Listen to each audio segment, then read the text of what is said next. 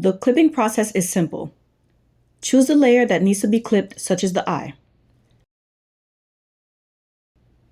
Then jump to the Inspector tab and scroll down until you see an option that says Mask Sources. Next, find the piece you want the eye to be clipped to and drag it into the mask section. For this model, I will mask parts of the eye, the mouth, and skin shading.